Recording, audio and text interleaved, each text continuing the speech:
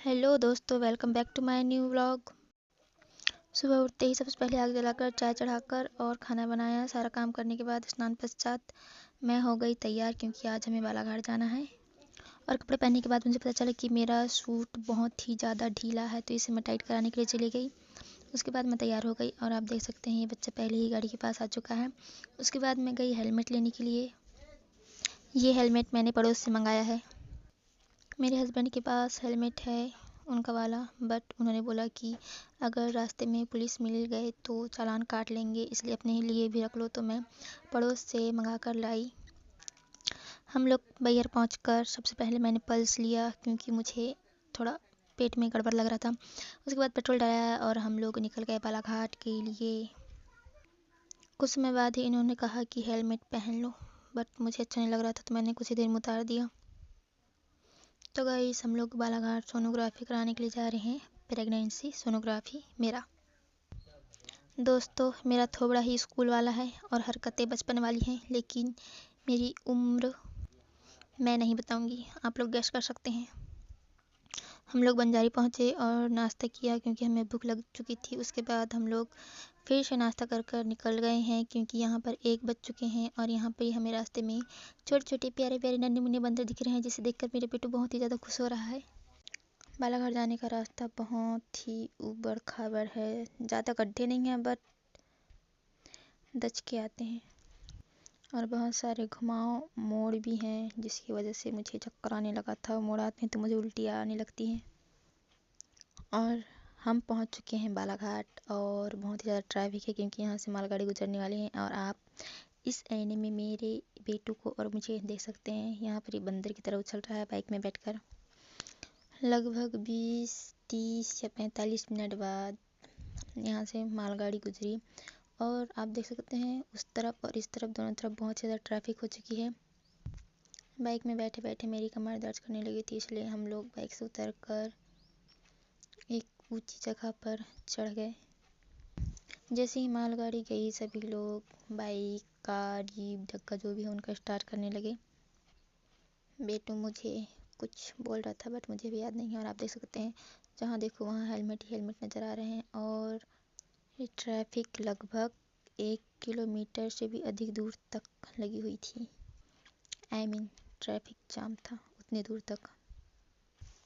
आपको मेरी आवाज़ थोड़ी अभी अलग आ रही होगी, क्योंकि मैंने रुक रुक कर व्लॉग एडिट किया है, वॉइस ओवर किया है।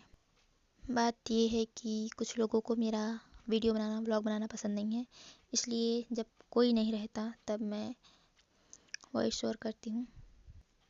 और हम लोग पहुँच चुके हैं यहाँ पर पुष्पांजलि मेडिकल स्टोर में। हमने यहाँ पर पूछा कि क्या यहाँ पर सोनोग्राफी होती है,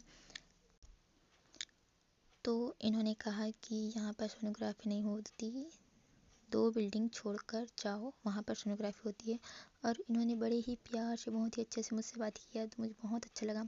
उसके बाद हम लोग चले गए सुश्रुत हॉस्पिटल में। हमने सीढ़ियाँ चढ़ी और फिर पहुँच गए इस कमरे में। हम वहाँ पर नर्स से मिले। उन्होंने हमें थोड़ी देर बैठने के लिए कहा, क्योंकि वहाँ पर 23 तारीख तक सोनोग्राफी नहीं की जाएगी। और यहाँ पर मेरा बच्चा अपनी ही मस्ती में मस्त है। यार, ये बचपन कितना प्यारा होता है ना। आसपास क्या हो रहा है, क्या चल रहा है, किसी चीज़ से कोई मतलब नहीं, बस अपनी ही मस्ती में मस्त रहो, खेलते रहो। और ये मेरी नाक के साथ खेल रहा है, पता नहीं क्यों, क्या सोचा इसे। उसके बाद यहाँ की नर्स ने हमें जिस जगह पे जाना था वहाँ का नंबर दिया। उसके बाद हम लोग यहाँ से चले गए समाधान हॉस्पिटल की तरफ। उन्होंने बताया था कि समाधान हॉस्पिटल के आजू बाजू है। सबसे पहले मैं समाधान हॉस्पिटल के अंदर गई, फिर उन्होंने कहा कि सामने में सोनोग्राफी होती है। तो ये है मेडिकल जहाँ पर सोनोग्राफी होती है। इन्होंने हमसे 1300 रुपये लिए और मुझे बैठने के लिए कहा गया, लेकिन यहाँ पर बहुत ज़्यादा भीड़ थी। मुझे बस ये व्हील चेयर दिख रहा था, मैं सोच रही थी इसमें बैठ जाऊँ, लेकिन मैं नहीं बैठी। उसके बाद थोड़ी भीड़ कम हो गई, फिर हम लोग बैठे। और मैं यहाँ पर अपनी जुल्फ़े संवार रही हूँ, क्योंकि मेरा नंबर आने के लिए बहुत टाइम था। और ये जो चॉकलेट खा रहा है, ये हमने उपवा में लिया था। चॉकलेट खाने के बाद इसे प्यास लगी, तो बेटू के पापा उसको पानी पिलाने के लिए लेके गए। उसके बाद करीब 1.5 घंटे बाद हमारा नंबर आया। फिर हमने रिपोर्ट ली और फिर हम लोग आ गए बालाघाट जयस्तंभ की तरफ। फिर हमने यहाँ से गुपचुप खाया।